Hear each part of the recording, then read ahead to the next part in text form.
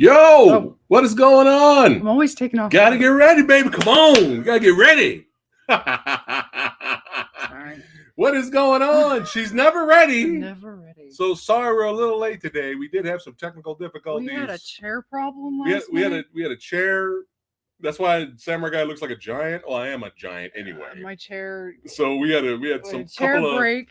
Some technical malfunctions going on here too. And then another chair that just sank last minute. So I'm looking extra midgety. She's a hobbit today. So it's fine. What is going on, all you movie loving badasses? It's your boy Fat Samurai Guy back again with a live Q&A/movie review recap, or kind of catch up, more catch up.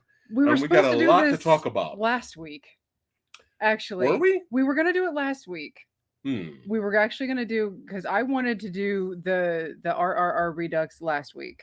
Oh, gotcha. But we had a kitten mishap. Yes. And it kind of worked out. Right.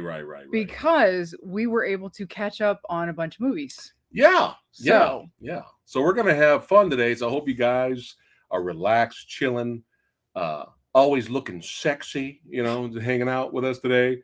Grab your drink, beer or water or Coke. It's all good. Hope you guys got a slice of pizza. We got a lot to discuss today.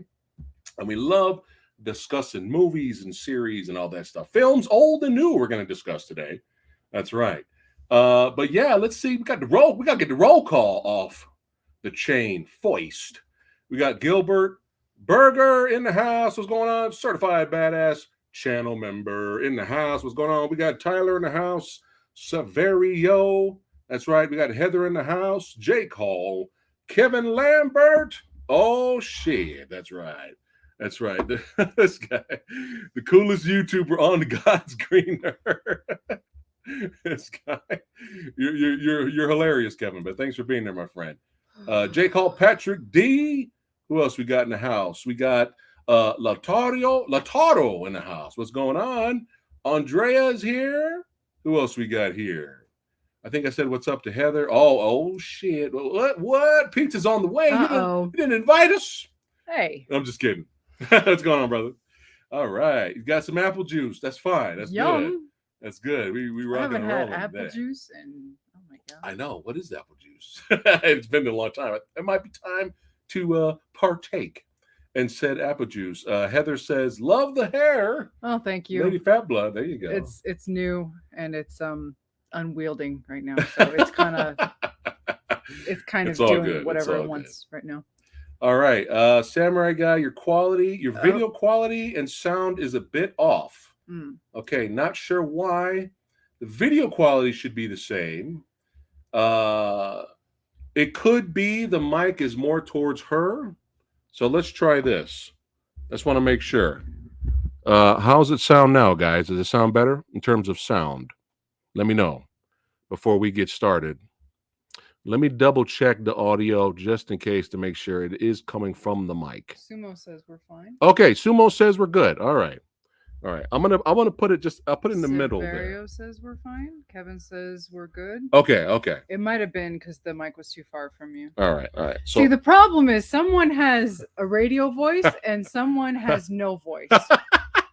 So he puts the mic closer to me because I need help. Because I'm so loud. And he's the like, booming. Hello there. He's got the hello there, which we'll get to that a little bit later. Before we jump into it, I'll try a little harder. I'm sorry. But now she sounds too far. There we go. I think that's the sweet spot right there. All right, we'll leave it there. All right, let's keep it rocking and rolling. So before we get into our two more recent movie reviews, the picture is still not as it usually is. I'm not sure why. Yeah, it's because I'm pasty white. That's why I'm glowing. I'm sorry. We all know this. There's nothing that can be done. Yes. The light's always, and I am what I am. Yeah. I apologize for that. There's nothing I can do about it. It's always bright because we got the light right here. And sun is not my friend. Skin cancer runs in the family. I am not going to do anything about that. So. It's that European blood over here. Mm-hmm. I have 7 shades of white. I can't do anything about that.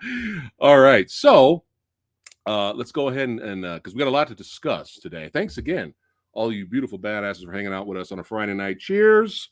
That's right. Let's cheers it up for the Movie Dojo Army. Splacky. We are going hardcore water. Hardcore high quality H2O. That's right. That's right. All right.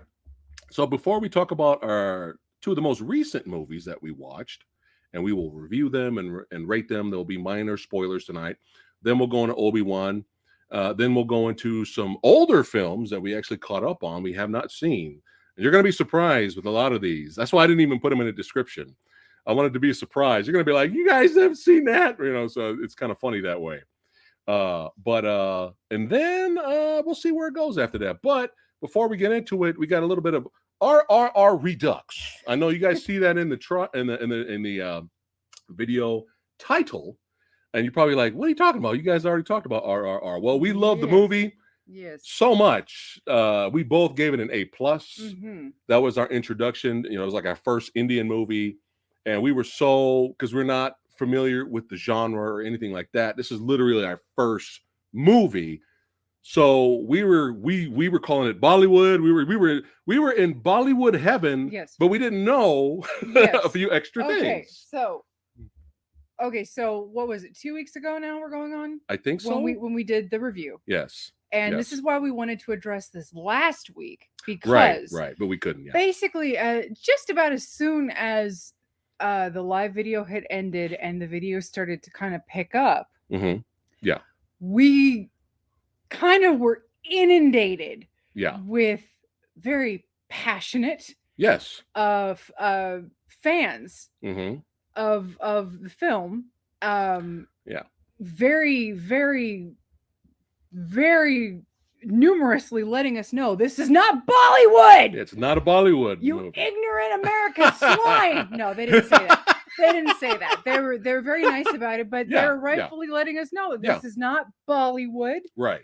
This is actually Tollywood. Now, you got to understand, from an international standpoint, I guess you could say Bollywood is kind of a shorthand for Indian cinema in general.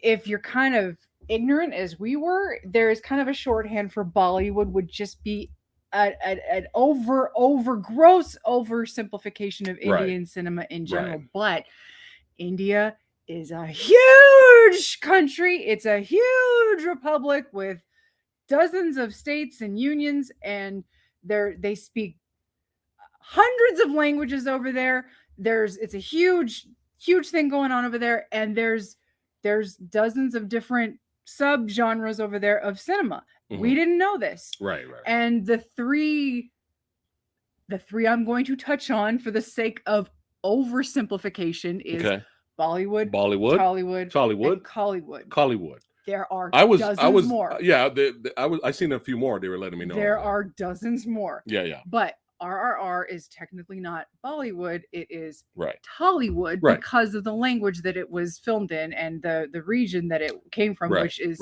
the language Telugu, which is also shorthand. Okay. But there's also Collywood, which is Tamil. Okay. Now, Bollywood would be Hindu. Okay. Bombay. Okay. So, which the Bombay region. Okay. Now, we saw the film dubbed in Hindu. Right. Because Netflix didn't give us any other options. Now, interestingly enough, there are some Indian cinema that the three primary, I'm not going to say primary, meaning that there are three primary languages in India. That's not what I'm saying. I'm saying for the sake of oversimplification, there are three primary languages that you will find on Netflix only. Well, Amazon Prime, I think there's different versions of the same movie. That's what I'm saying. For the sake of oversimplification, you can find three languages, which is Hindu, Tamil, and Telugu. Those are only the three languages that I've ever seen available to us here. Yeah. And so for the sake of oversimplification, Bollywood, Tollywood, and Collywood. Right. RRR is Tollywood. We were miscalling it. We were mislabeling it. Bollywood. Right. Thank you to the people from India who were jumping in many times over and saying, "Ignorant swine! Fuck off! It's not fucking Bollywood, you idiots!" No. Again, they're very nice about it. They were nice. But we just wanted to say that, hey, we made a mistake. We didn't know. Right. The last thing I want to do when I'm learning about a new genre of film is get it wrong straight out of the gate.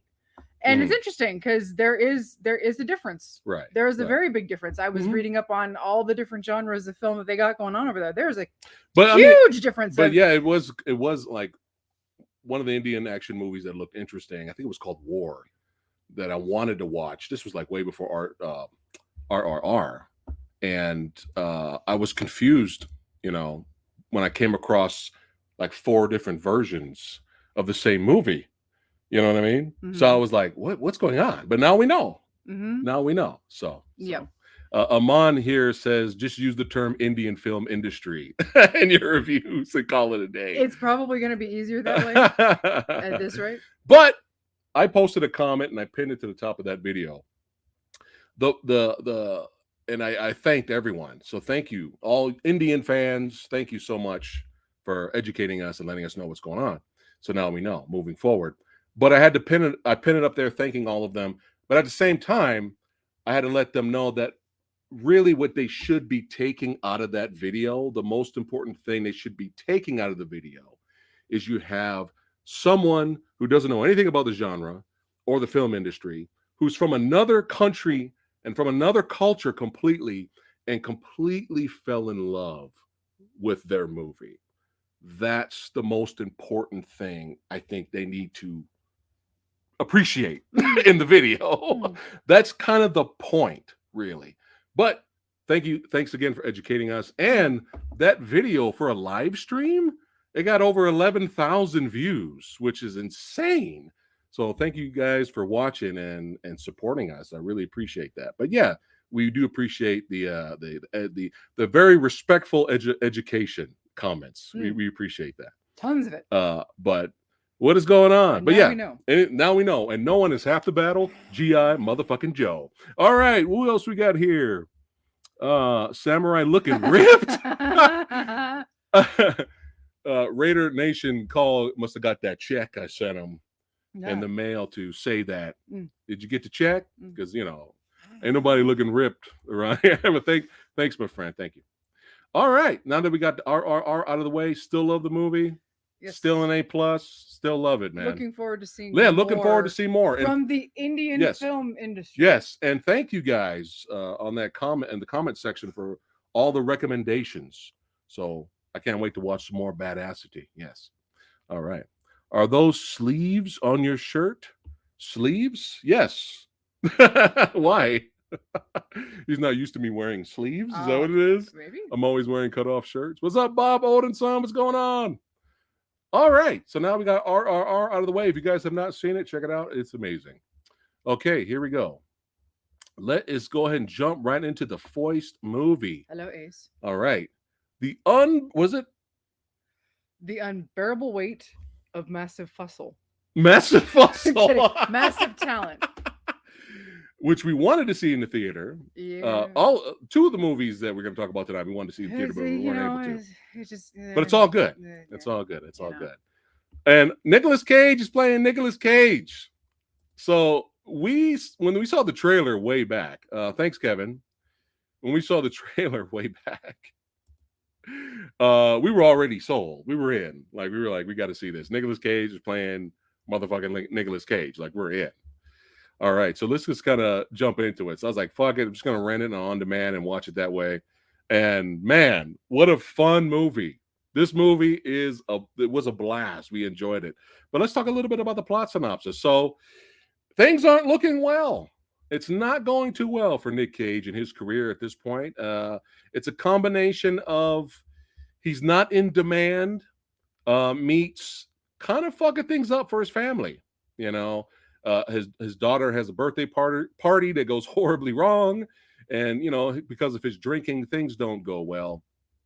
And he still has respect for his craft and for what he does, but he's just not in demand. So it's hard to get certain gigs. I mean, even there was a part in the movie where he got turned down, So we have our boy here. We have Dr. Horrible is his agent here. And he pretty much tells him, he's like, look, all right, I got this great gig. All right. We have this guy, he's philanthropist. What is it? Is that the word? Yeah. Philanthropist.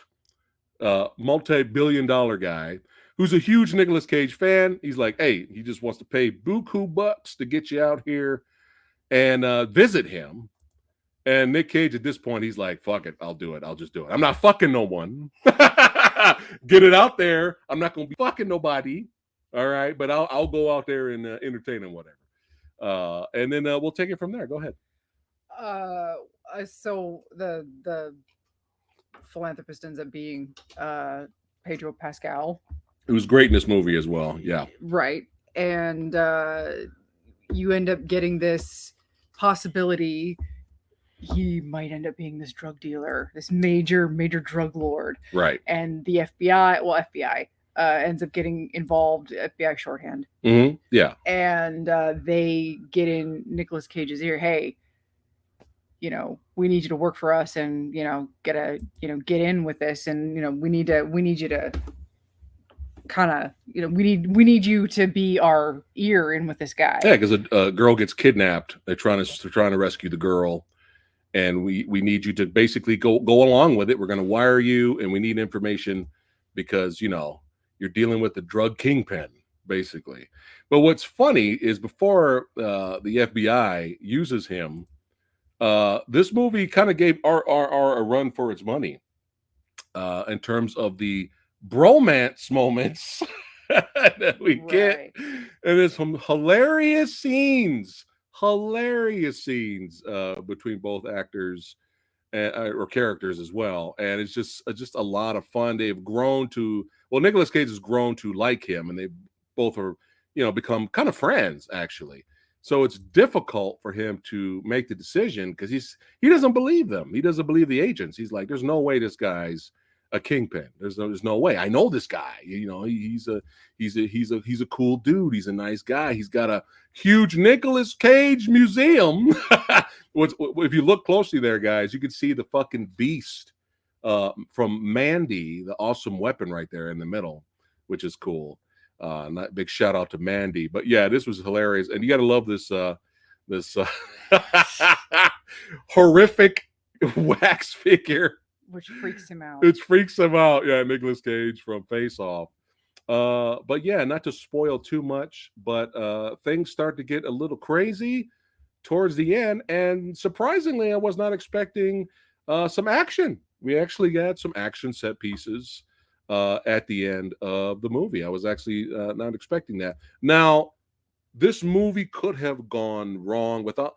It's got great performances. It's got a fun script, but sometimes when you have this kind of premise, or comedies in general, when they go super serious in the third act, that can kind of change the tone too much to where it's kind of a downer or kind of ruins the movie, which happens sometimes.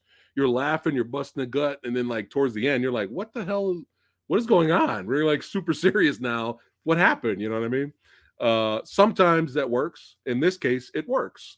Because they still, even though things got serious, it still had the funny, jokes stuck in there. Oh.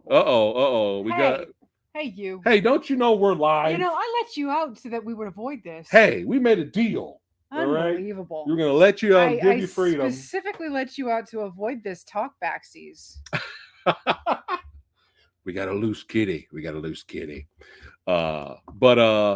Yeah, just I wanted the only nitpick I have is the third act when things started to get crazy.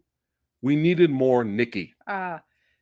We needed more Nikki scenes with Nikki. The unexpectedness of Nikki. Hilarious. I wasn't expecting Nikki. Yeah. At all. You can tell them what Nikki is. It's fine. Nikki is the young, hungry, crazy version of Nicolas Cage. Basically, kind of like before he was Nicolas Cage, there was Nikki. Like before he changed his name to Nicolas Cage when he was Nick Coppola. Right.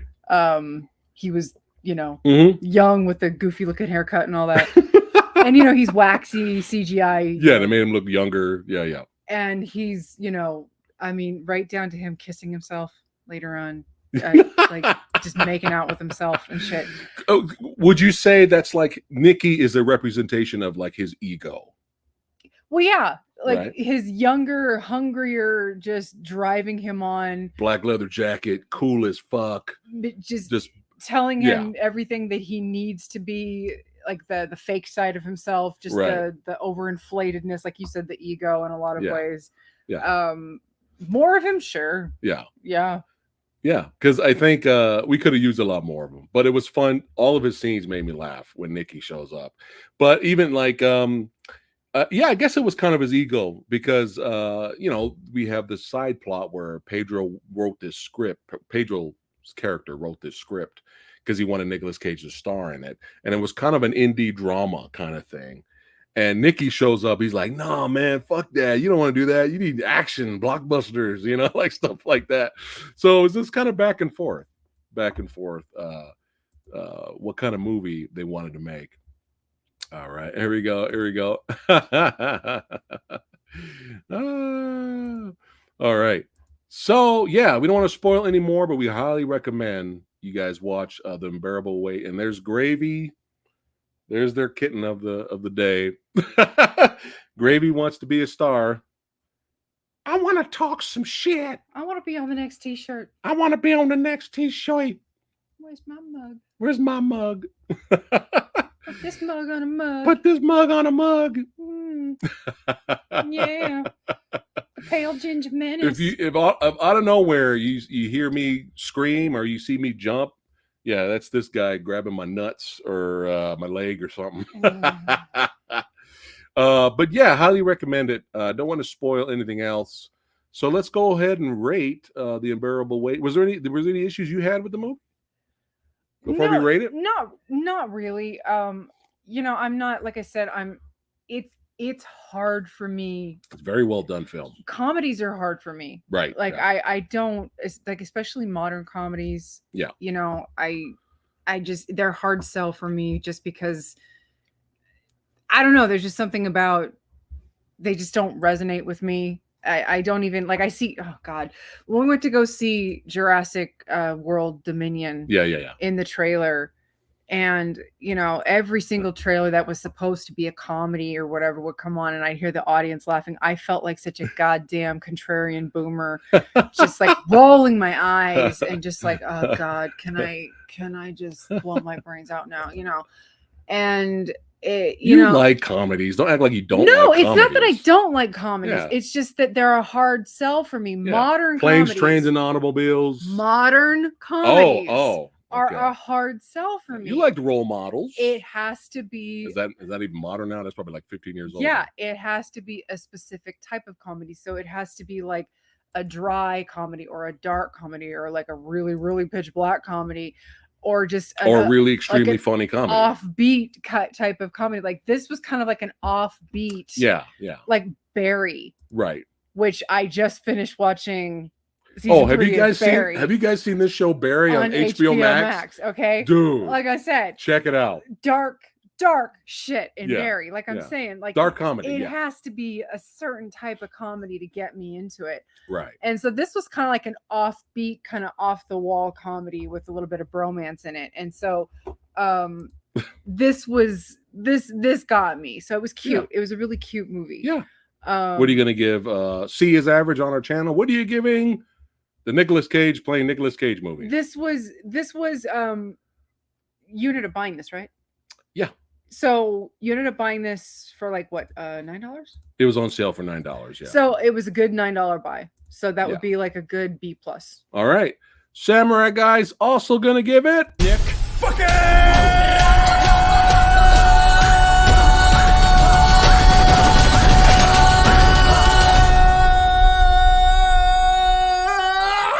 Whoa, Cage!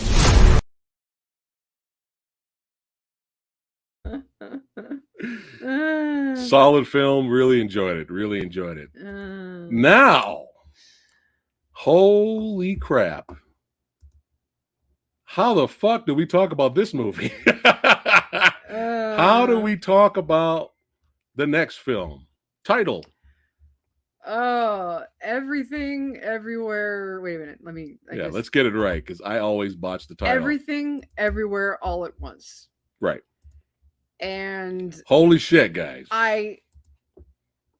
Oh, sorry, didn't mean to. Yeah, go ahead. Sorry about that. So everyone was saying this is the best multiverse movie ever made. Some people said that. Or of the year. They're basically comparing it to Doctor Strange. They're basically saying, and we really enjoyed Doctor Strange for what it was. We really liked it. They basically said this movie makes Doctor Strange look like it's Doctor Strange is a multiverse movie for babies compared to this movie. No. That's what people are saying. We're not saying that. No. But people are saying that. No. Okay. No. I'm going to okay. Go ahead. You can come at me. Okay. You can come at me. All right. Now, you know me. Yes. You know what I've given Marvel movies in the past. Right. You know I love my Cap trilogy. Right. You know I love the Avengers films. Mm-hmm. You know I love Thor Ragnarok. Right. And the Guardians of the Galaxy films. You know I love a lot of the MCU. Yeah, we do. But as of late, Disney Marvel can suck a bag of rancid cocks. I enjoyed Doctor Strange and Multiverse of Madness. Yeah. I enjoyed it. I enjoyed it. Yeah. Okay. Well, we rated it really high. I enjoyed it. So I'm not going to pretend. Fun. I'm not going to pretend I didn't like it. Okay? No, it's fun. It's a fun I enjoyed flick. it. Yeah. But Disney Marvel can suck a bag. I hate their fucking shows. I hate their fucking shows. Disney Star Wars can suck it. I'm starting to get very bitter about the shit that they're cranking out. And I do mean shit. I don't mean that as a, as just a euphemism. I mean, I hate the shit that they're producing. They are making shit for babies. Yeah. Because they make content that everybody can enjoy and nobody can get offended and blah, blah, blah. Meanwhile, we're watching The Boys and we're going, fuck Disney Marvel. We watched The Boys. We're just now getting into the Umbrella Academy and we're watching The Boys after. We're just like, oh my God. Oh my God. Yeah. Fuck Disney Marvel. Yeah. So after watching Everything Everywhere All at Once, it's like, yeah, this is why I'm starting to kind of get bitter on Marvel movies. Yeah. It's not that I don't like Doctor Strange. We had a blast with it. It's not that I don't like the movie. We had fun with it. Yeah, it's a good movie. But there are certain things that other movies can do that because Disney has the branding of Disney, they simply cannot do because they are Disney. Yeah. You can't have fights with dildos. You can't have fights where guys take their pants off and jump on butt plugs and that's their change into doing something. You can't do certain things. That's how they power up. You can't do certain things. You know what I'm saying? Oh man. And if you enjoy the Disney stuff, I ain't shitting on you. I'm shitting on the brand. Right. That's what it boils down to. I don't know how many times I have to say it, but I'm tired of the same coddled BS that we get over and over again. Yeah. With Disney. I'm tired of not being able to take chances. Meanwhile, we just watched an episode of The Boys where we had a dick open a door. A 15-foot long uncircumcised dick opened up a door. Did you hear what I just said? A 15-foot long uncircumcised dick demonetizes YouTube. Opened up a door.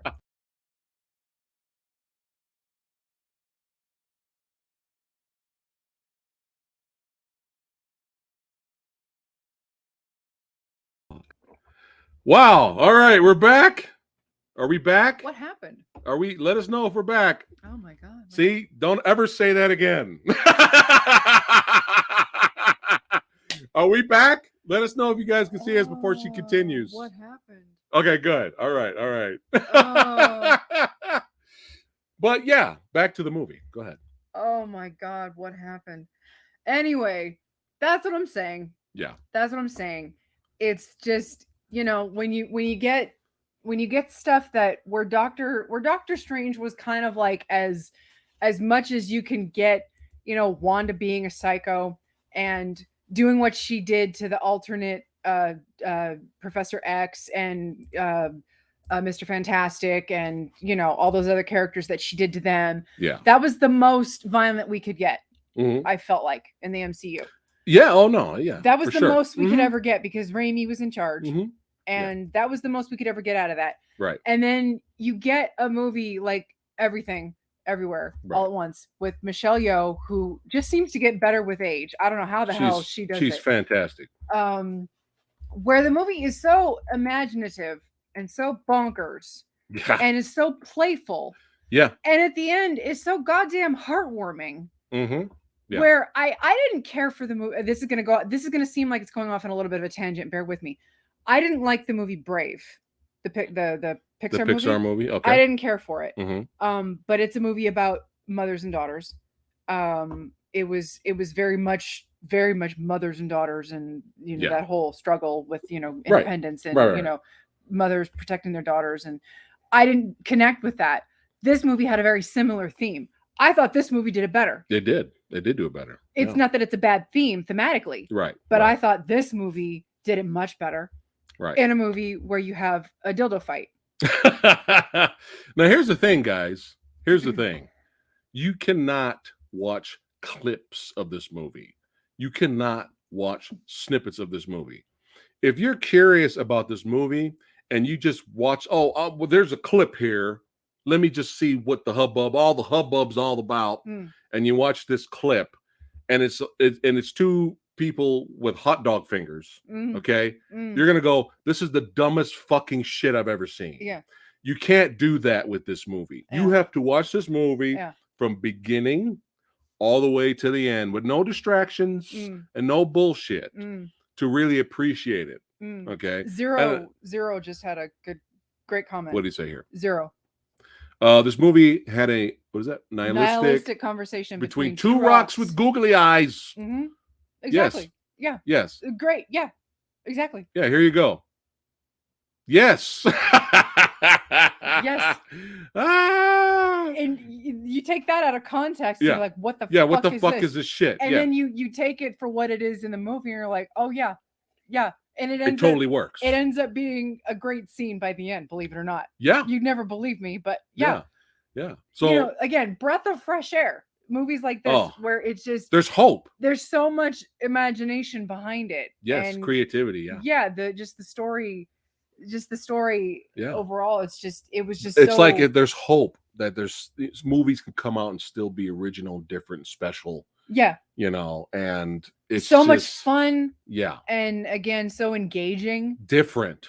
Yeah. Yes. Not the same old shit you're gonna get all the time. But here's the brief plot synopsis. So, excuse me. So you have an aging Chinese immigrant is swept up in an insane adventure where she alone can save the world by exploring other universes, connecting with the lives that she could have led. But there's a lot more to that. But yeah, Michelle Yeoh is phenomenal. But we got James Hong. That's right. Lo Pan, son. Lo Pan from Big Trouble in Little China in here. Jamie Lee Curtis is great in this. And the huge surprise for me, Ke Huy Quan. Ke Huy Quan. All right. If you guys don't know who that is, okay, this guy, not only did he give an amazing physical performance in the fight scenes, but his acting was phenomenal. Can we give this guy Best Supporting Actor award? But if you guys don't know who that is, that's motherfucking Short Round, y'all. That is Short Round from Indiana Jones and the Temple of Doom. Yes. And he's been retired from movies for many years now. And boom, man, talk about making a comeback. It was so nice to see him in this. But yeah, beautiful, crazy visuals. We got some crazy shit here. And Michelle Yeoh's performance is just so good. He's like, what the fuck is going on? And Jamie Lee Curtis, this movie is so fascinating, not just as a movie itself, but you got to think about it. The script, imagine giving the script to Jamie Lee Curtis and she's like, what? Yeah. Dildos, hot dog hands, rocks with googly eyes. Yeah. I mean, it had to kind of have been a hard sell to everyone involved in this. Yeah. But my boy, Short Round, son, in a great fight scene. And you could call this an action film, but I didn't really look at it that way. There's a few fights, but all the fights, the fight choreography is phenomenal. All of the fights are filmed well. You can see everything. It's how fights are supposed to be filmed, and it's just a blast watching this. You got the Martial Club guys showing up. When the Martial Club guys showed up, I was like, oh, the fight's going to get a little bit more intense. But it's funny throughout, and like you said, heartwarming. Heartwarming. And dealing with her. Now, did you like the daughter, the actress who played the daughter? Well, did you think she did a good job as well, or were you kind of like, were you not sure at first? You were like, I wasn't sure at first. Right. Yeah. I definitely wasn't sure at I was the same way. because I didn't like the character. Right. But I think by the end, I was kind of fine just because of the way it kind of wrapped around by the end. Yeah. Because just the way things worked out. Because definitely I wasn't really on board at first. But look at Cal. Raccacoonie. We won't ruin that for you. We will not ruin Raccacoonie for you. That's fucking hilarious. Oh, no. But yeah, great visuals. Just it's just such a blast. We definitely would have had fun. We would have had fun seeing this in theater as well. I mean, this was just such a blast. And Michelle Yeoh, man, still the hot dog hands. Oh, I think one of my favorite moments is Pinky of Fury, which was fucking hilarious. But yeah, Michelle Yeoh still got it. I mean, she still got it. She could still do the physical action. Her acting was phenomenal. And I did you get a little bit of Terry Gilliam vibes in this? A little bit. Yeah, I did too, which is not a bad thing because that guy's great.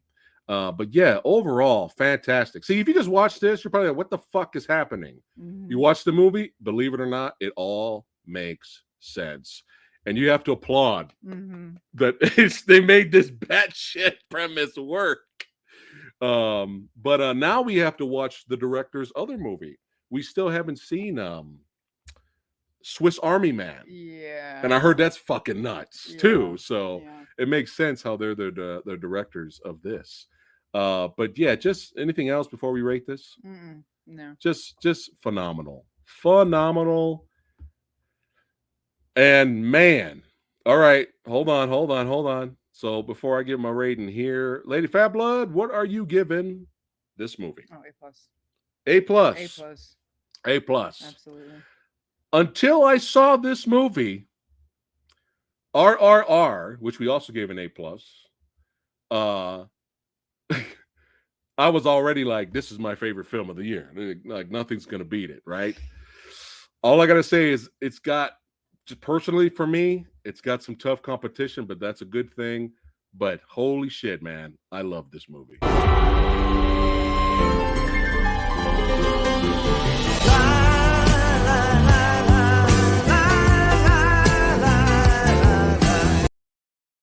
Yes, it's almost like a breath of fresh air. Like, great cinema still exists. Yes. Just phenomenal. All right. Hold on a second here. Let me go ahead and let's keep rocking and rolling. We're having a blast hanging out with all you badasses. Cheers again. Oh no, Gravy is returned, causing a ruckus.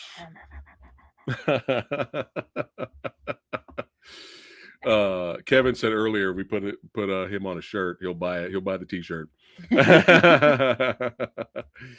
Oh man, but yeah, phenomenal movie, man. And I didn't get a little emotional. No, I don't know what you're talking about. Hey, I wasn't gonna say anything.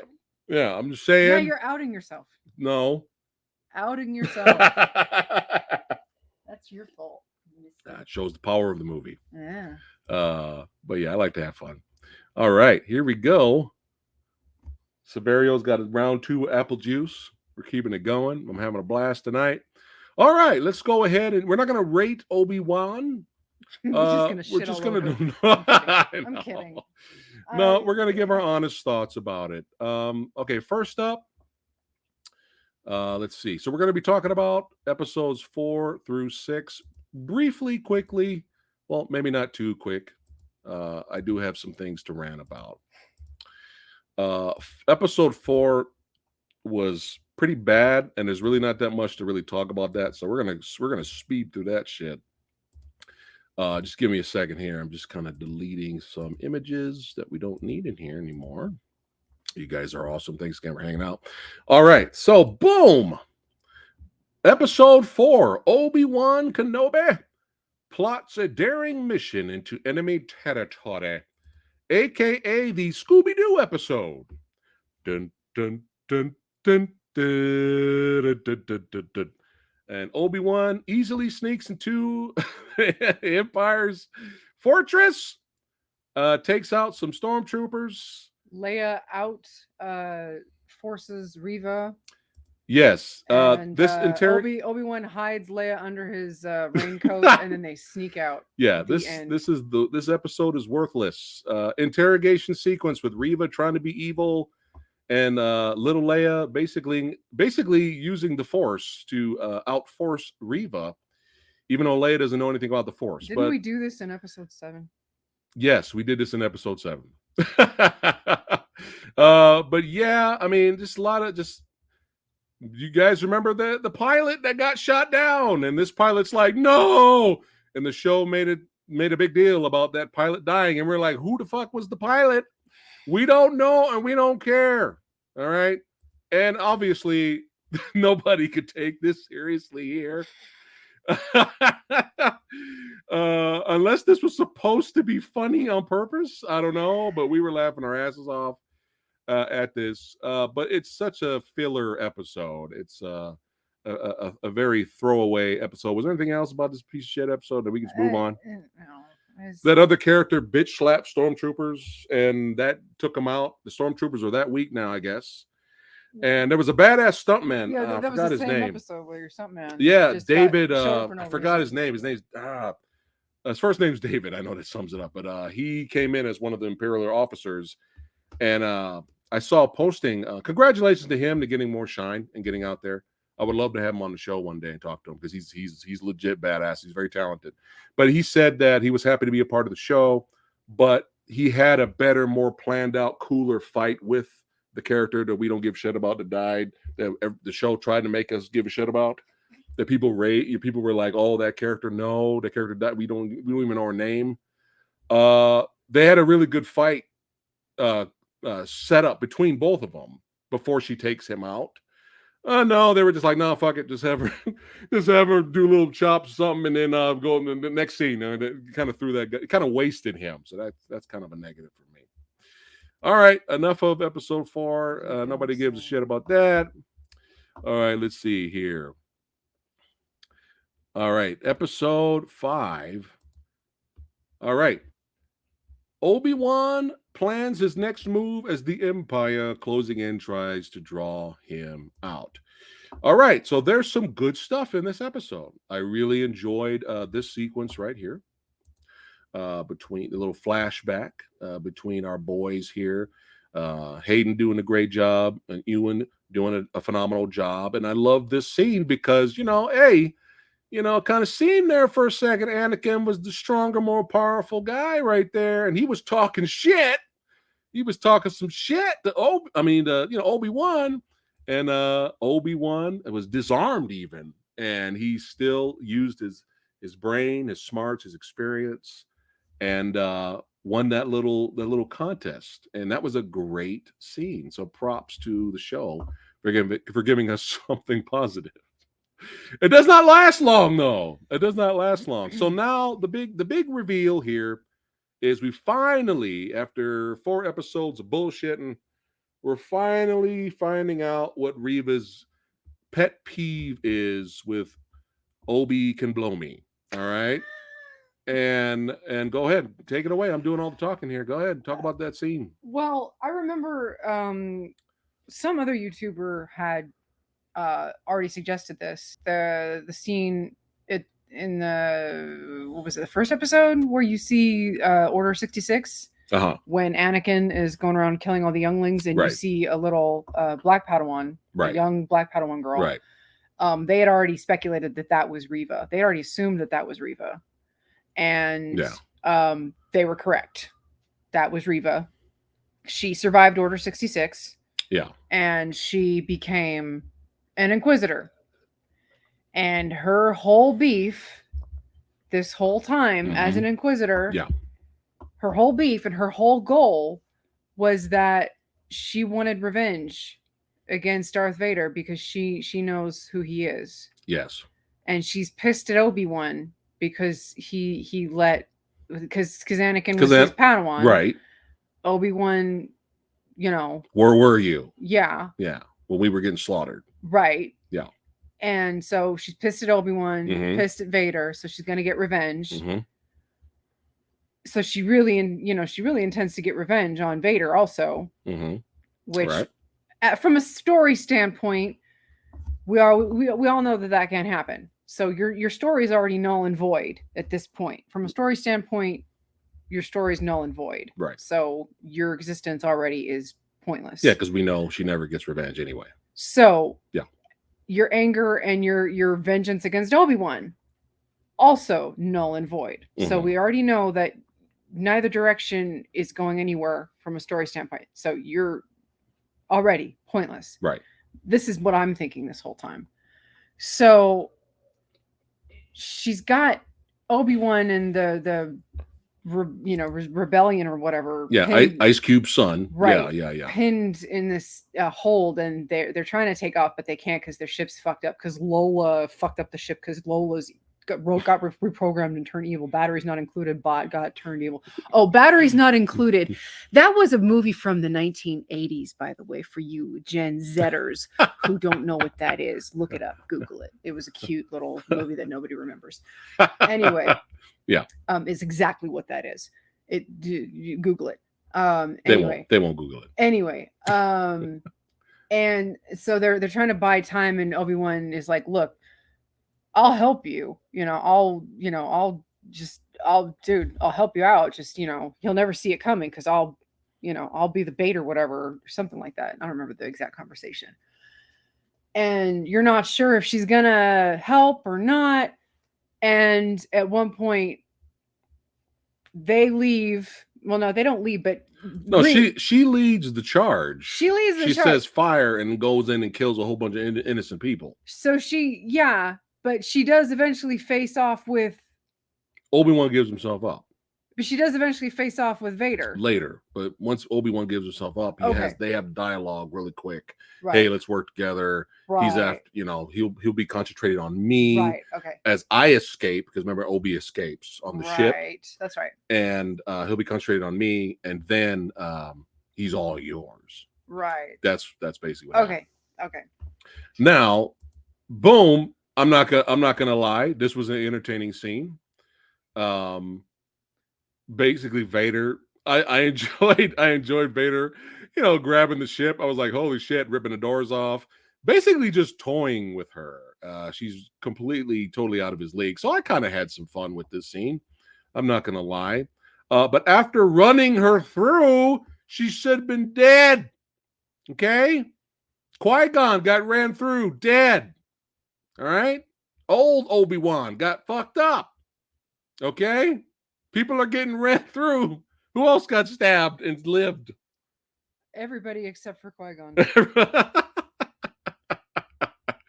Yeah. Oh, Sumo brought this up earlier. He says, why does Hayden look older than Obi-Wan? He said they should have de-aged him somehow. Hard living. Hard living. But it was great to see him. But I'm not going to lie. I enjoyed this. Her strategy was fucking terrible. It was so bad. That's right. Her strategy was so bad, though. He stopped the ship, right? He stopped the ship, ripped the doors off, but the little ship inside because it was a cover. Yes. And then she snuck up behind him, make a big old fucking noise. It was fucking horrible. And then that's right. And then he punked her out, and then which was kind of fun seeing her punk. Right.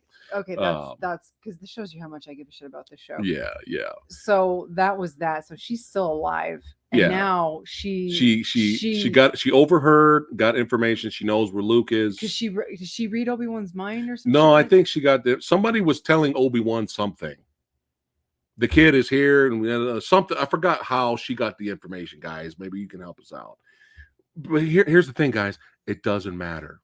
And I'm going to get into it doesn't matter a little bit later. Okay, here we go. Okay, if she didn't read Obi-Wan's mind, how does she know that that's Luke Skywalker? I forgot somebody was transmitting info and she heard it.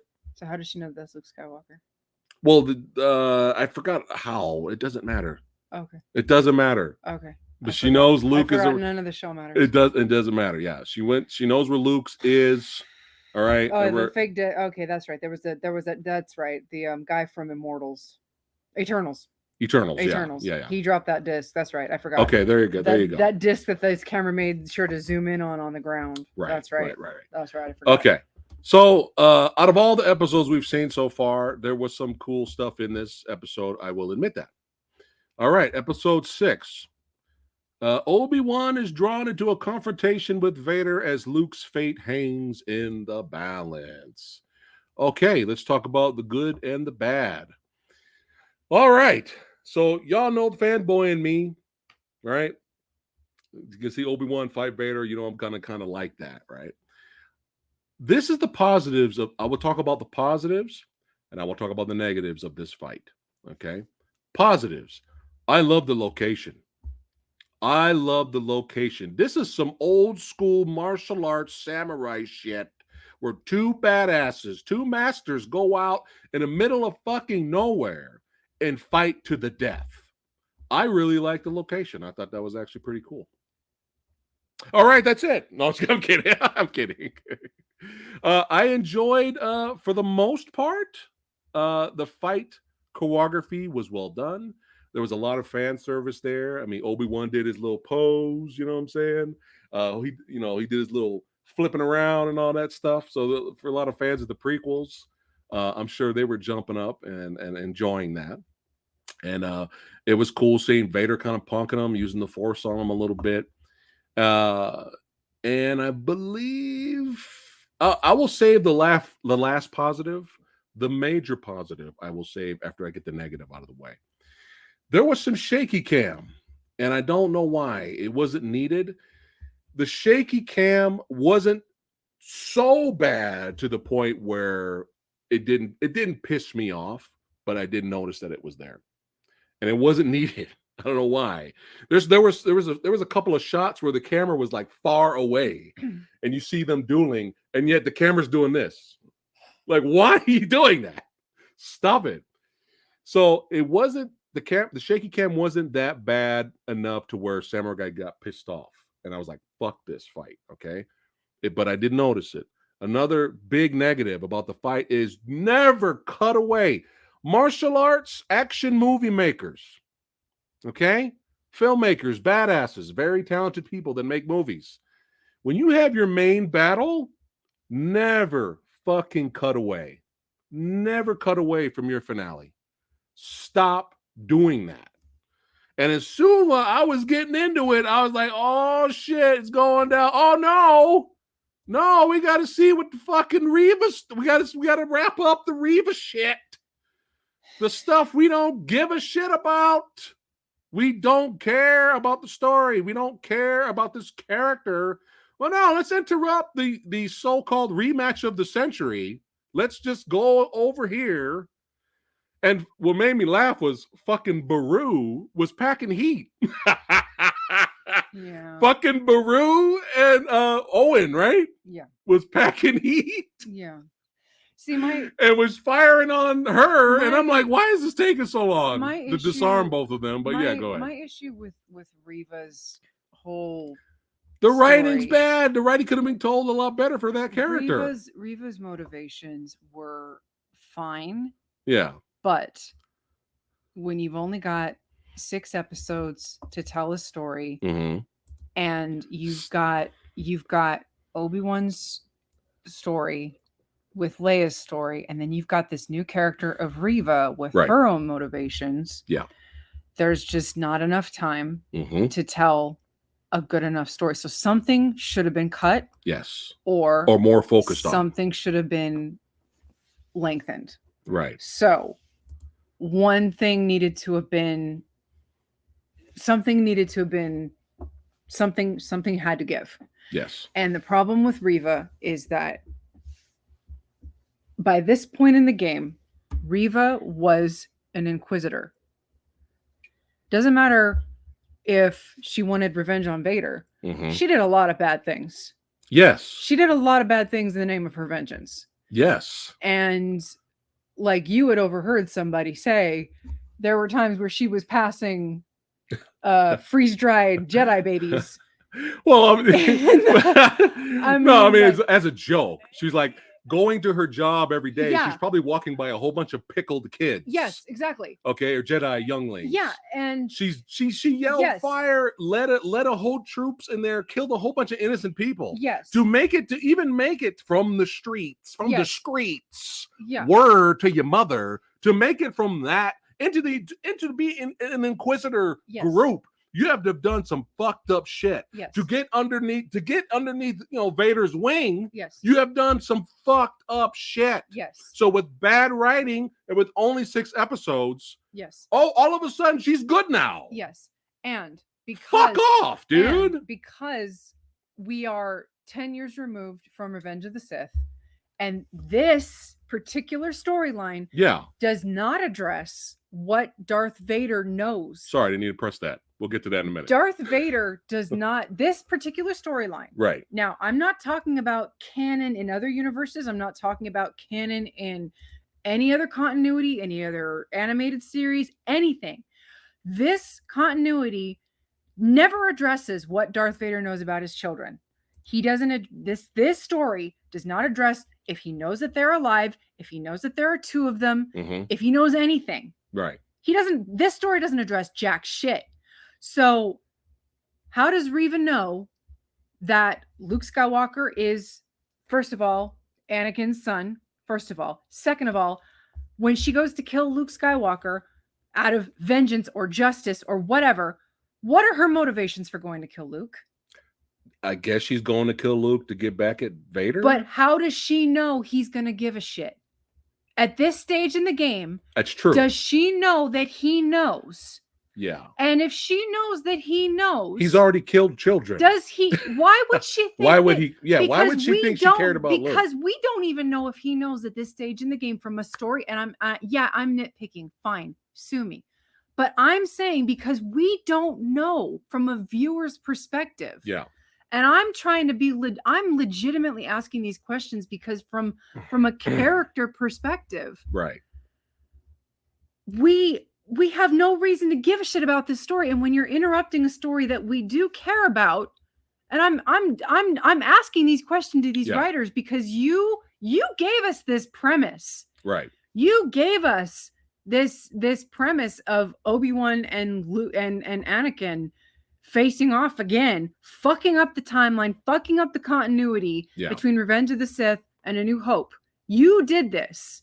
You gave us this. Right. So now you're forcing us to ask these questions because you've presented this. You presented us this as, here you go. This is what happened. Okay, well then I'm bouncing this back to you. Right. Why should we care? Right. Because now you've given us this new character of Reva that now you're saying you're threatening us with a spinoff of this character. This spinoff is dead on arrival. Who has now dead on arrival?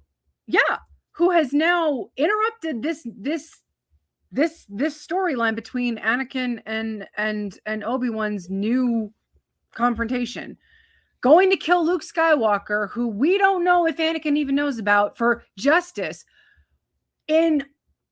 Why would he care? Why would Anakin care? Does he know? We don't know. Yeah. Would he care? We don't know. So what is her motivation? We don't know. So why would we care, writers? I'm serious. Yeah. I'm being serious. So ultimately, why should I care? And now you have now interrupted a somewhat more interesting story with this character that I don't give a shit about. And I'm being serious. And before you dropped all that knowledge, I at first thought that she was just trying to get back at Obi-Wan because she knew Obi-Wan cared for the boy. I thought that's what she was doing at first. But everyone's kind of going with your theory that she's still trying to get revenge on Vader. But it's still the same. It's still the same. 2 different motivations. It's still bad. It's still bad writing for this character. Now we have seen movies and TV series where we are introduced to an antagonist, and through good writing, a series or movie series that takes its time to develop, and you can kind of go and root for this guy. He's like, hey, this person used to be the antagonist, but now he's searching for redemption or trying to do something right for a change. And in a way, we can kind of root for this character. We've seen it done right, but you can't do that in 6 episodes with all these other characters. And think about all the episodes they wasted with just like the 4th episode. They wasted time. And that was only 30 minutes. Yeah. That was 30 minutes. Yeah. You could have condensed down to a 10-minute rescue scene and devoted another 40 minutes to a story of substance, of something else. Right. You don't need a 30-minute rescue operation. Yeah. Yeah. A whole entire 30-minute episode of a rescue operation, and that's it. And that's filler. Filler. Stop. We don't need, if you got 6 episode series, there should be no filler episodes. None. There should be none. But after this bullshit, so, you know, I'm a good guy now. I'm not going to kill Luke. Yay. And you have Obi-Wan going, you're not like Vader because you made a choice. This all could have worked with better writing leading up to this.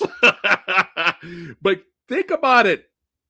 The episode before that, she led a troop. She led a whole platoon that went in there and killed a whole bunch of innocent people.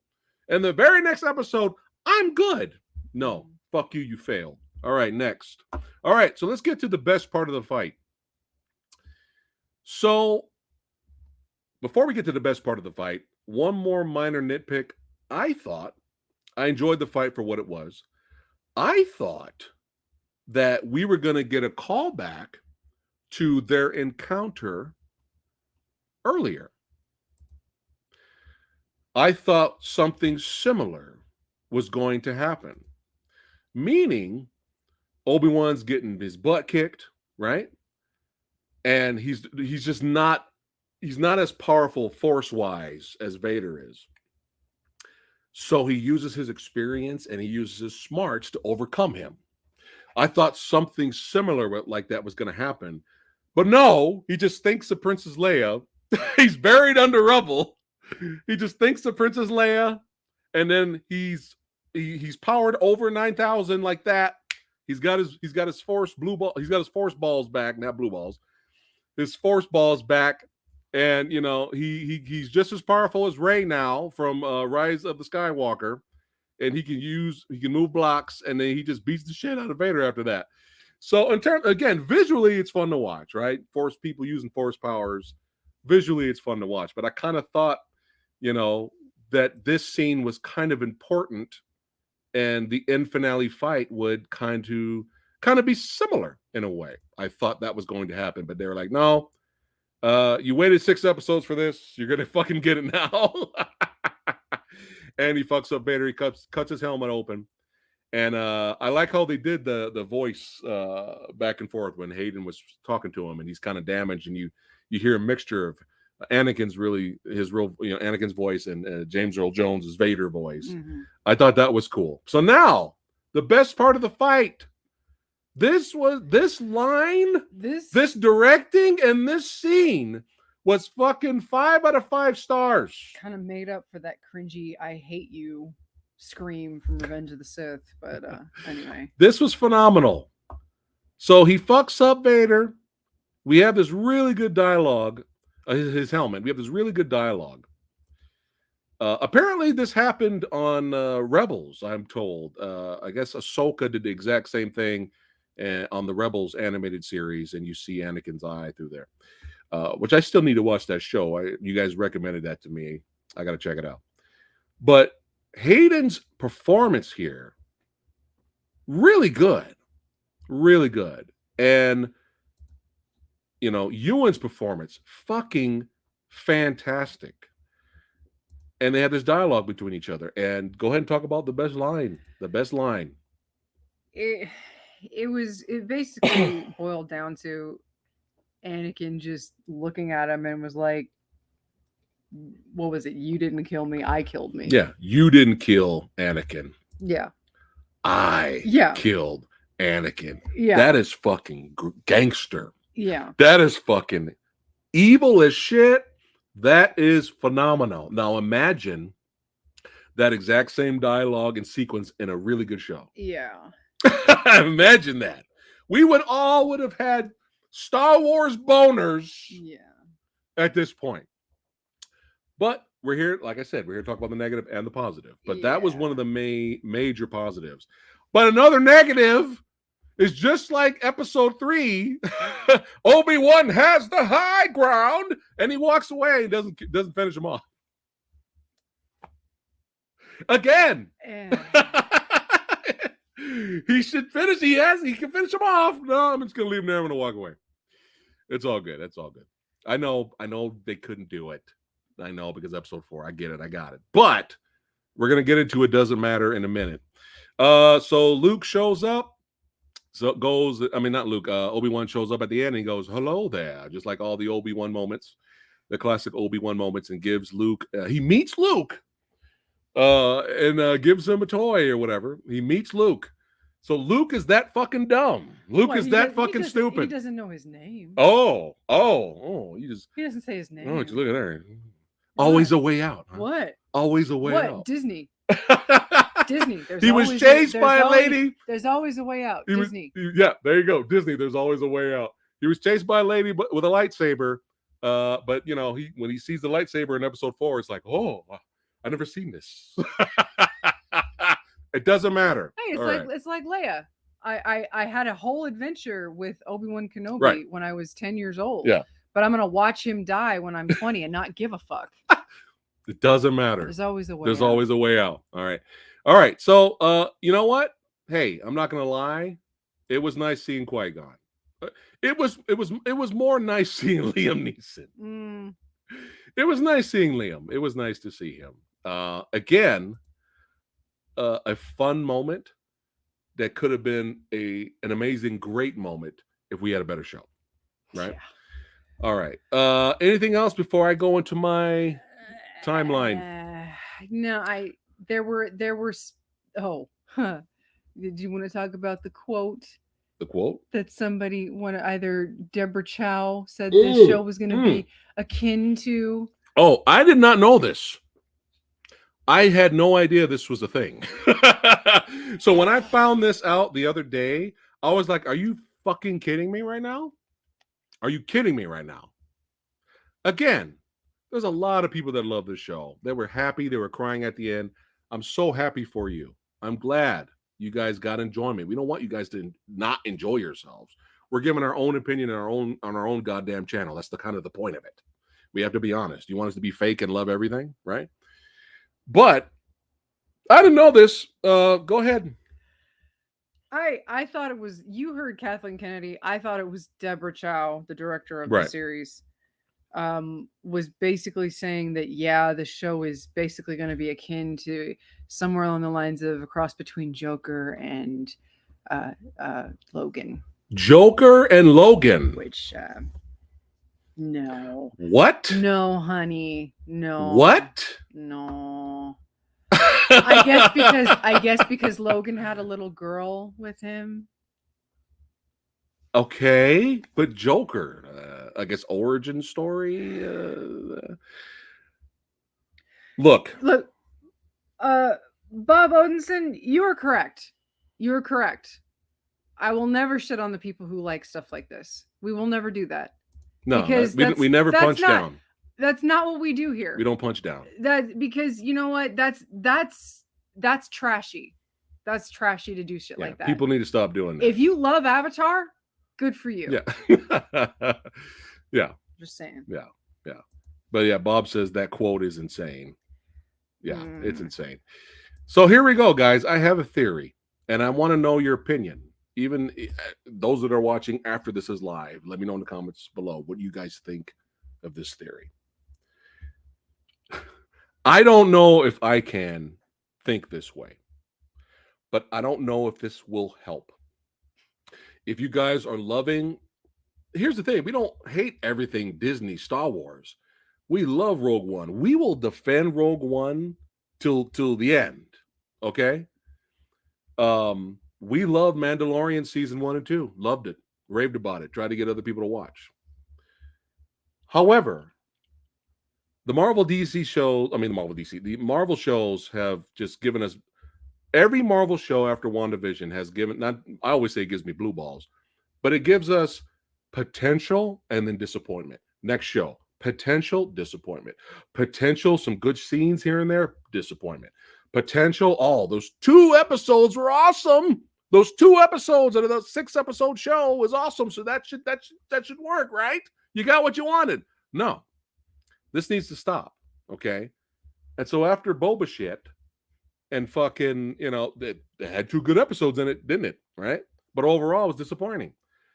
And unfortunately, with this, I mean, by default, 5 and 6 are the best episodes by default. But it's not enough. It's not enough to save the show for us. Stop these 6-episode shows that with filler in it. Okay. Gravy's just chilling on my back there. But if you guys love everything Disney Star Wars, good jump. If you love everything Disney Star Wars, and you're like, dude, Boba Fett was fucking great. Obi-Wan, fucking dope. Sauce. Okay? Sauce. This will not pertain to you. What I'm about, this theory, I'm going to throw at you, this idea. These are for the people that are struggling with Disney Star Wars right now. So this is what I'm going to give you guys right here. Okay. So if you're struggling right now, this may or may not work for you. For us, probably not. But for you, I'm going to just throw this out there. Hail Mary. All right. Disney Star Wars movies and shows. Nothing matters. Continuity doesn't exist. They're doing their own thing with the legacy characters. They're creating their own adventure, their own world.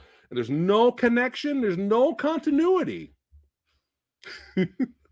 to the older movies. I'll give you an example. Star Trek, all right? When J.J. Abrams took over, his series of movies were under the Kelvin timeline, to the point where that's what they call it. So it's not canon to the original series. There's no continuity to the original series. This is its own thing, doing its own thing with the legacy characters. They even have this on the 4K box sets now. They highlight the Kelvin timeline now. Mm-hmm.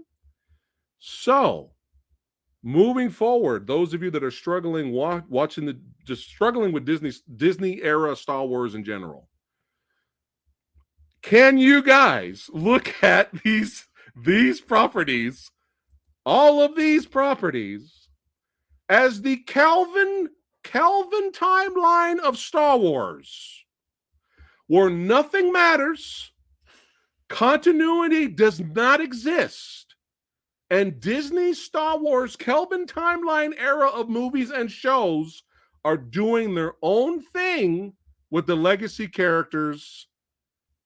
And there you go. Does that help? For us, it does not. We're kind of done. We're kind of checked out. But for those of you that are having issues with the Disney era Star Wars, not including The Mandalorian, okay, can you view all of these shows? Because that's what's going to keep happening. We're going to get more shows, we're going to get more movies, and they're going to fuck it up. They're going to fuck up the continuity. It's not going to make sense. And it's not going to matter. Right?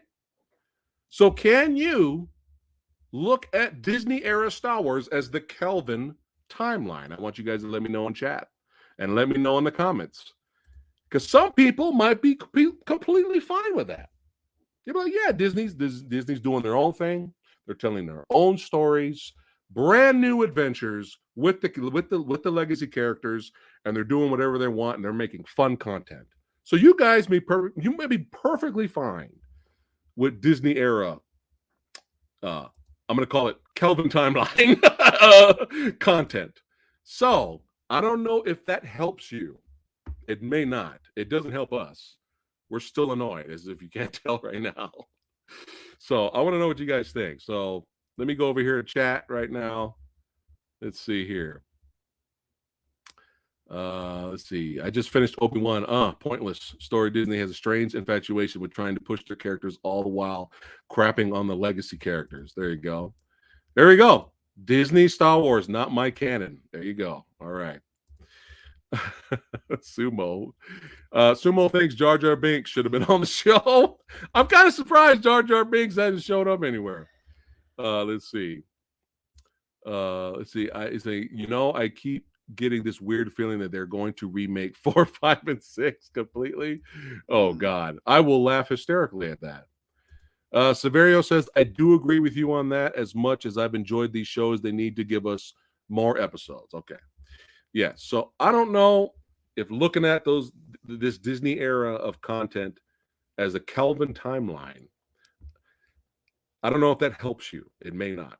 And believe it or not, even though she's saying don't do it, she's saying don't do it. Again, you're setting yourself up for disappointment. I won't watch Andor. And the only reason I'm interested in Andor is because there's no legacy characters in it. Okay. And this is an era where we get to see the beginnings of the rebellion. So we're getting kind of new characters we're looking at and a story we not necessarily have seen in live action.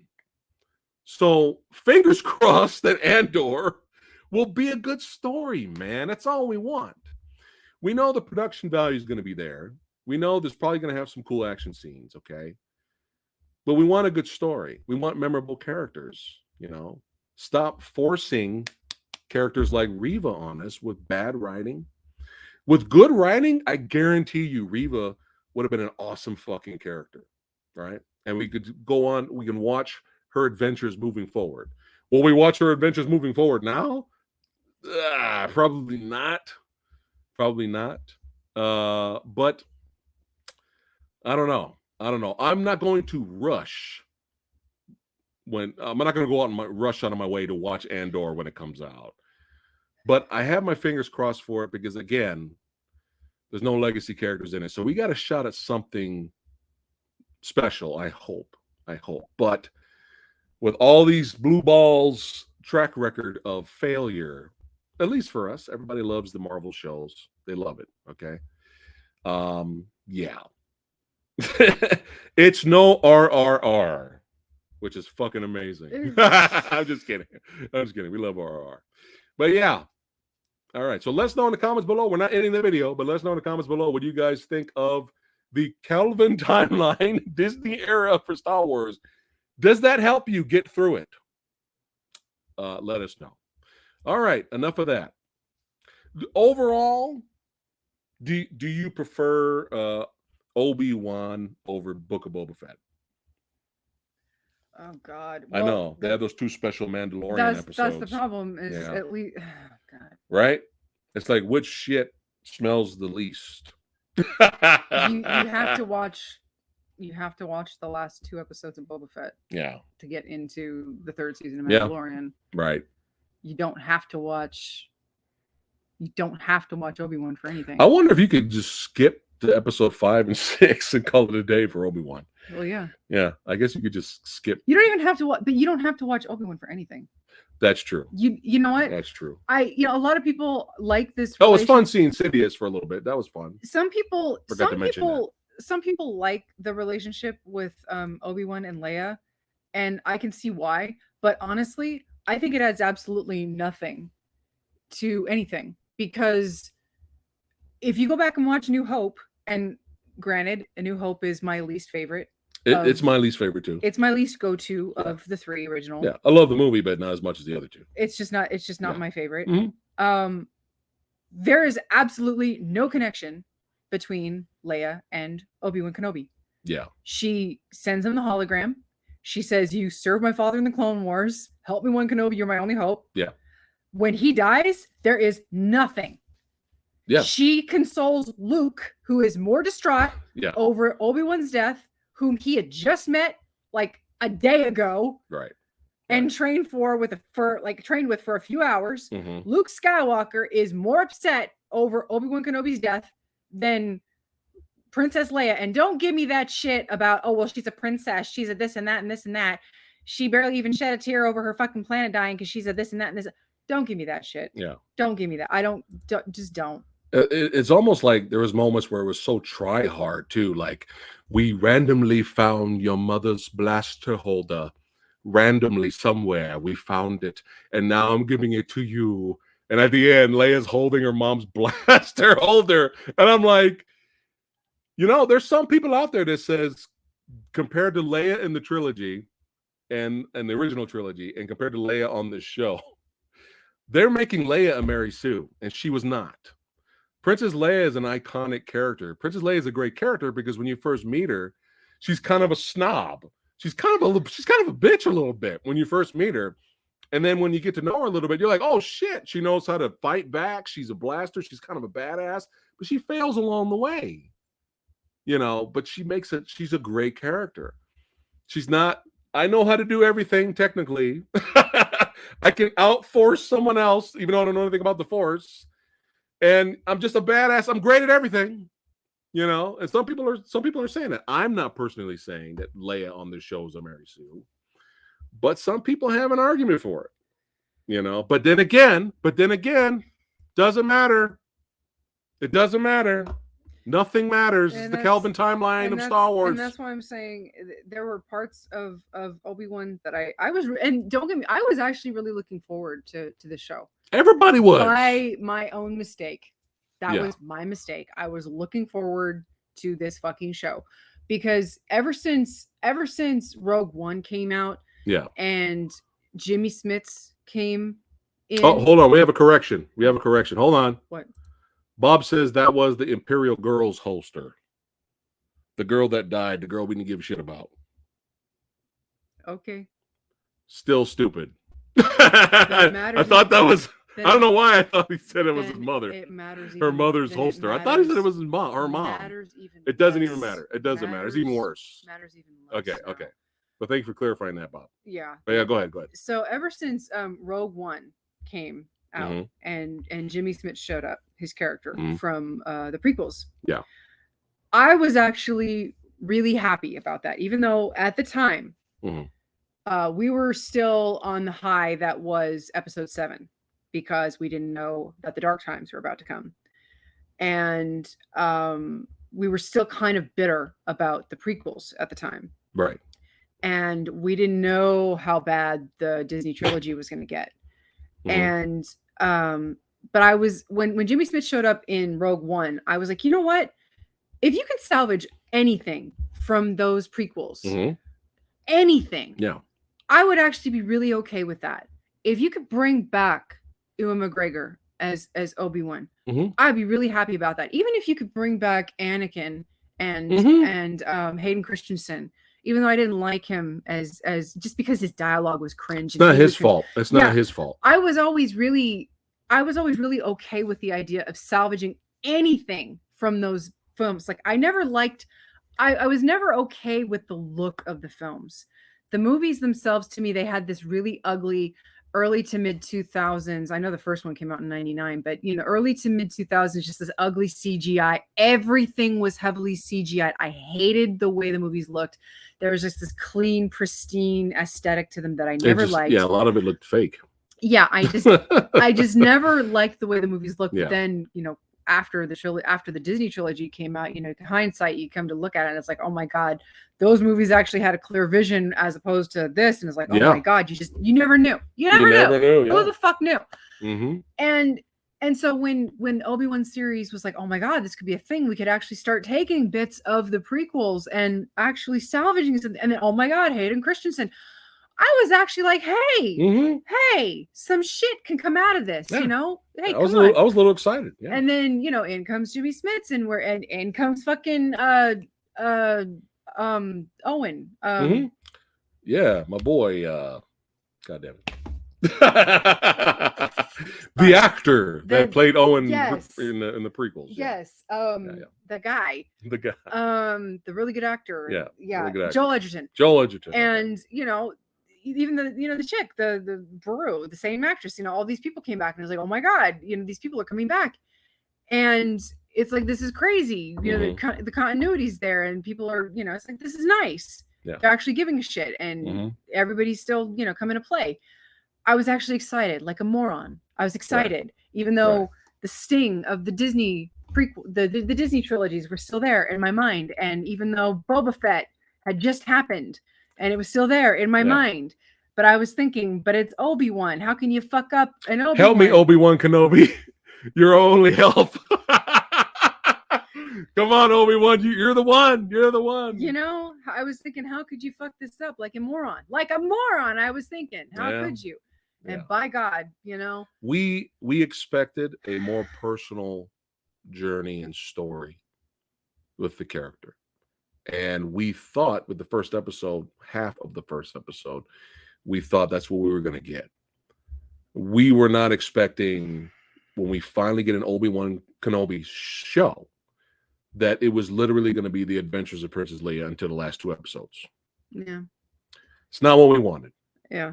But there's a lot of people out there they love the show. And I'm glad you guys love it. One more nitpick to make you guys mad at me. Even though I enjoyed the end fight, despite the shaky cam and Obi-Wan just powering up out of nowhere, I still visually, I like the fight choreography. I enjoyed it for the most part. I like the fight.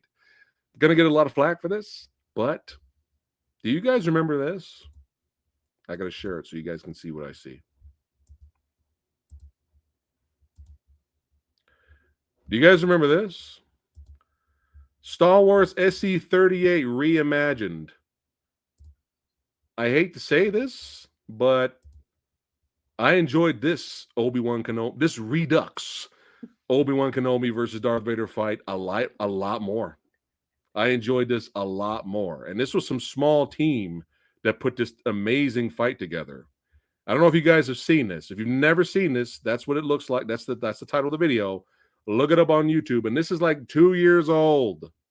And this is fucking great. This fight kind of beats the fight in episode 6. But I just wanted to point that out. I don't want people to forget things that are Star Wars, but they're actually badass and very well done. So let's get back to it. But yeah, I kind of like that more. But enough of Obi-Wan. Let's go ahead and move it along here. Now we're going to talk about, thanks again for still hanging out with us. You guys are awesome. And Gravy is being quiet. I'm stunned. He just ate. He just ate. There's a catch, huh? So now, quickly, we're going to go over some movies that have been out for a while. We had a movie marathon last Friday, right? We did. Okay, so what happened last week? We had a little scare. This Mr. here was not feeling well. Yeah. He got sick. Yeah, he got very sick. We had to take an emergency trip to the vet. And once he was starting to feel better with his meds, we started just having a movie marathon, and we grabbed our Blu-ray wallet. We're like, fuck it. We got thousands of movies at our disposal. Yeah. That aren't on aren't on streaming services. Yeah. And we just popped in we took out one of our wallets and we just started watching Blu-rays. Mm-hmm. And there's a lot of Blu-rays we own that we haven't watched yet. There are. Yeah, which happens when you're used to be a collector, like we used to. But let's go ahead and jump into it. Just briefly talk about some of these. So first up, 2016's Nocturnal Animals, a mystery, kind of Alfred Hitchcockian style, even with a soundtrack. Kind of sounds like a Hitchcock movie soundtrack in a way. Mystery, a story within a story, and that's all we'll say. Yeah. We won't spoil any more, but this was really good, guys. Yeah. This surprised us. I don't know if you guys have seen this, but yeah, phenomenal performances here, especially from the cast. And Michael Shannon is God. Michael Shannon is God. Okay, but the surprising standout performance in this movie, I guess, like his character said in Age of Ultron, we didn't see it coming. Oh, do I get points for that? You might. Hey, I get points. Can I get a kiss? Can I get a kiss point? Oh, yeah. Oh. Aaron Taylor Johnson. That's right. The guy that was so generic in Godzilla 2014, they didn't really give him that much to do, who was fun and kick-ass, but that movie itself was what we loved more, but he was fun in that role. You will not recognize him in this. his performance as the antagonist in this movie is so. I wanted to jump through the TV and kick this guy's fucking ass. Yeah. I wanted to beat the shit out of this motherfucker. Yeah. That's how great Aaron Taylor Johnson's performance was. And now, should he be playing Marvel's fucking, what is the character movie coming out? Kraven the Hunter? Probably not. I don't know about that, but I'm talking about this movie right now. Right. Yeah. Right. But go ahead. And Jake Gyllenhaal, solid. Oh yeah, he always is. Oh, he's good too. You wanted to slap him. Oh, I wanted to slap the shit out of Jake. Yes. Oh my god. Yes. The character. Yes, of course. But yeah, but again, another great performance from him to bring emotion out of us like that. Yes. Very interesting opening credits. Yes. Was not expecting any of that. Yes. Very interesting. Those ladies were very brave. Samurai guy will not be taking off his shirt. But very brave. Nor would I. Yeah. I would not be doing what those ladies would be doing. But without spoiling it, can you kind of maybe give them an idea of what it's about? Because I don't want to spoil it for them if they want to watch it. So Amy Adams is a very, very, very well-to-do off. She's very well off. She's so rich, she's bored. Yeah, she's very well off. She's an artist. She's married to Armie Hammer's character. Right. Mm-hmm. And he seems to be having issues with his what is he, like a lawyer? Is he a lawyer? Did they say he's a lawyer? So. It's been a while. He's he is he seems to be having issues with his practice, and it seems like he's struggling.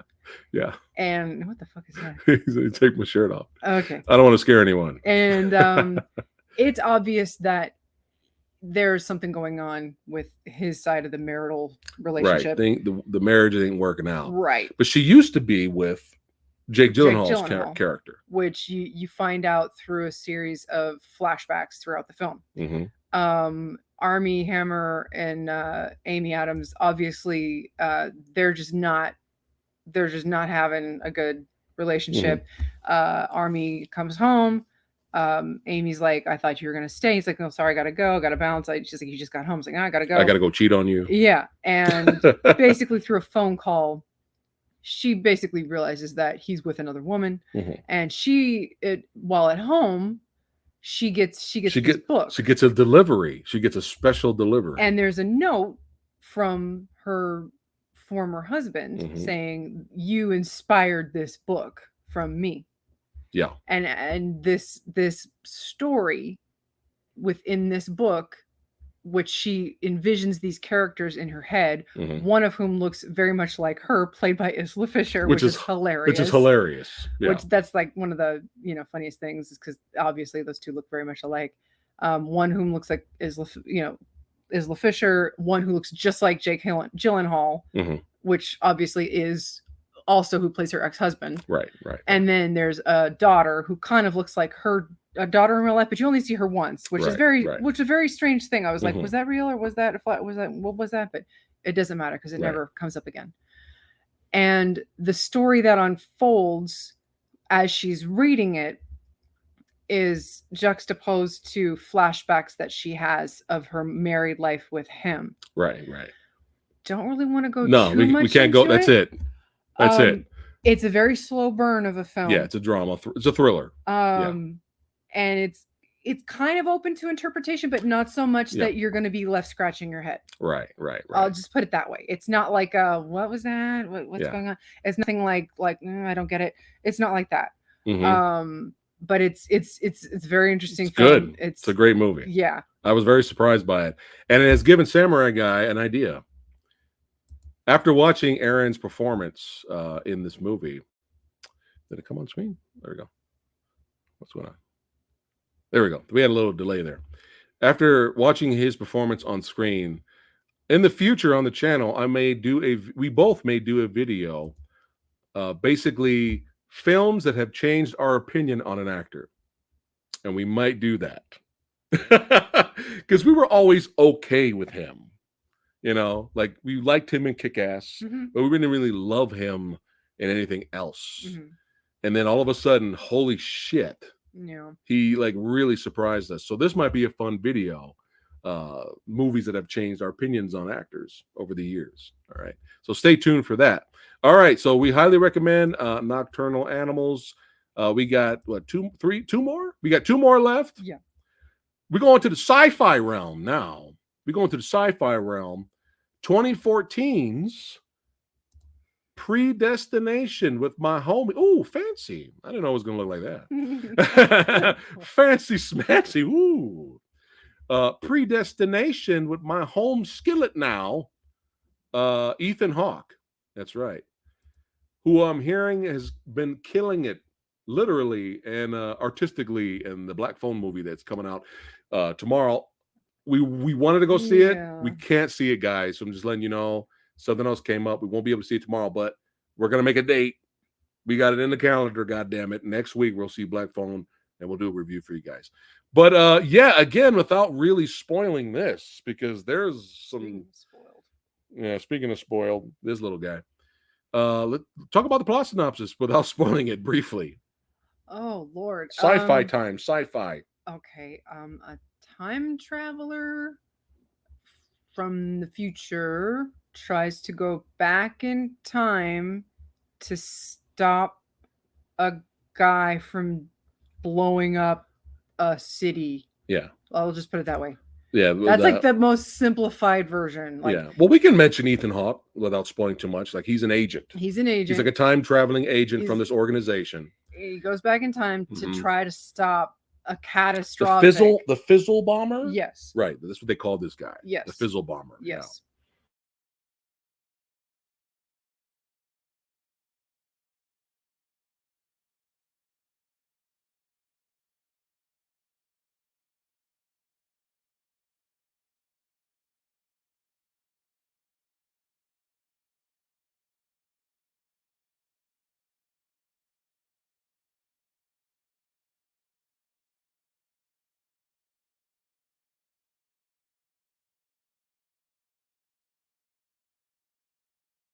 Yeah. Oh. I thought I said hi back. Are you up to date on your end? There we go. Sorry, we had some lag, guys. We're back. Yeah, there we go. All right. All right. Yeah, we got the lag. Sorry about that. Yeah, so we are introduced to this other character, comes into Ethan Hawke's bar. Hold on, let me click on this here. Oh, I love that frozen. See the frozenness of me. Thank you. There's one for you. All right. There you go. But yeah, back to the plot of the movie, which we will not spoil. But a character wanders into Ethan Hawke's bar. Oh, I wish I could spoil it for you because no, I had don't issues. Don't spoil it. I had issues with and this the movie. person talks about God. the past, which will lead to other things being explained. But the meat. The meat, talk about it so bad. The meat of it is we're trying to stop the Fizzle bomber with time travel. Very well done. When something is revealed later, she was just like, ew. It's weird. That's all we're gonna say. Listen, it's weird. It's okay. It's a really low budget movie. Yeah. It's really well made though. Well made for it being a low budget film. Yeah. It's a good little sci-fi movie. Yeah. It's a time travel movie, so you're gonna have your don't hold it up to the light too much, or you're gonna be like, whoa, this doesn't make any sense. Yeah. So don't do that.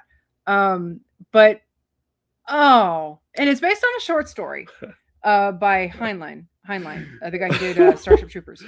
And from what I've gathered, it's very faithful to the short story. Oh, okay. Which is fine. Yeah, which is yeah, good. yeah.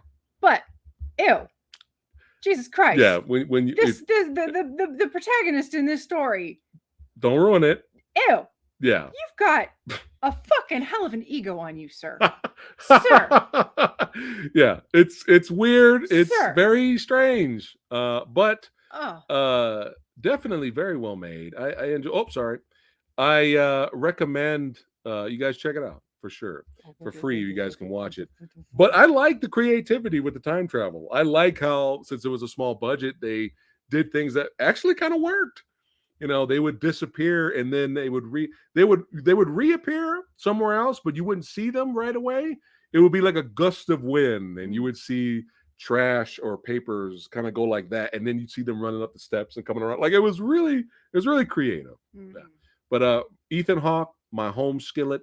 It's nice seeing him in here and not in Moon Knight, not sleepwalking in Moon Knight. All right, let's keep going. Now here's the last one. Now I'm going to get a lot of flack. I know I'm going to get a lot of flack. You're going to be like, how in the hell, Samurai Guy, have you not seen this movie? How did that happen? It happens sometimes, okay? Here we go. I'm ready to get the stink eye. Collateral. I know, right? Fucking Michael Mann, Tom Cruise, Jamie Foxx. I know you guys are like, what? Yeah, Collateral, 2004. God damn it. I know. Yeah, 2004. That's a major oops. Better late than ever, though. That's the magic of movies, right? But this is my shit right here. Now, this is not an action movie.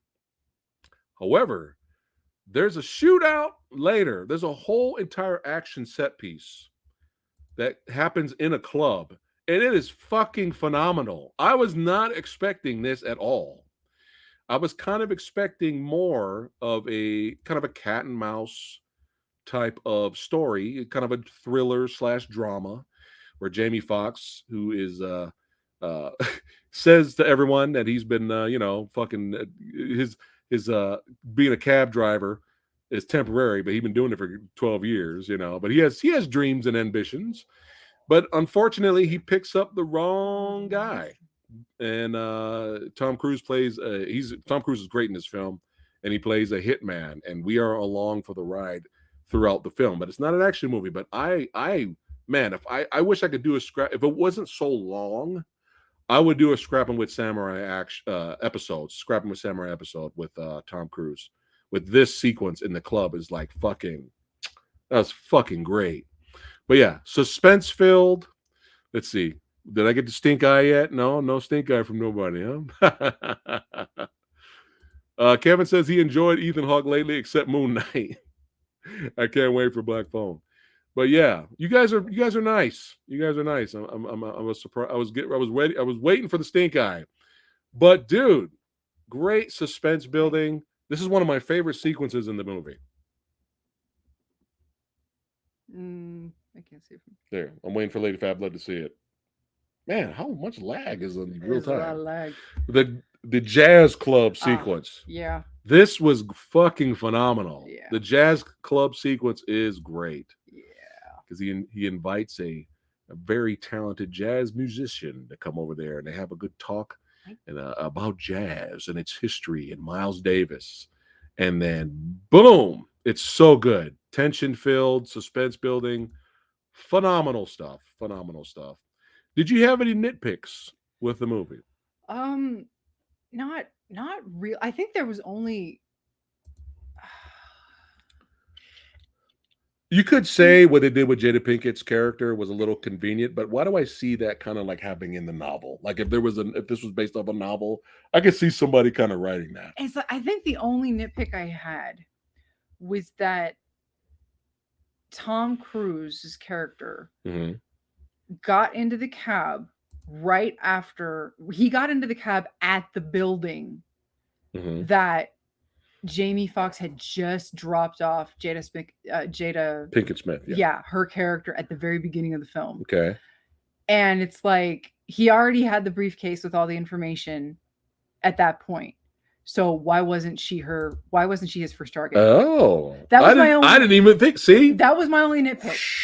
That was my only nitpick. This is why she's the smarter one. That was my only nitpick. I didn't even notice that until you brought it up right now. It's like by that point, he should have already had the information. Unless he just didn't. He felt like he had time. He was going to get her later. Yeah, I don't know. That was my only nitpick. Wow, I didn't even think about that. Unless he had like a specific layout. But it's like, dude, you're already there. Right. Why don't you just go in there? Like he was already in the building because he passed her on the stairs. I thought. I got to go back and watch it again. I could have sworn he passed her on the stairs. He was in the same building. See, she blows my mind. She blows my mind every time. I could have sworn he passed her on the stairs. He was in the same building as her. So it's like, and he ends up in the same building by the end of the film. So it's not like he wasn't going to kill her in that building. So it's like, So that was my only nitpick. But aside from that, I didn't even think about that. Other than that, It's a great movie. Like aside from that, Yeah. I enjoyed the hell out of the film.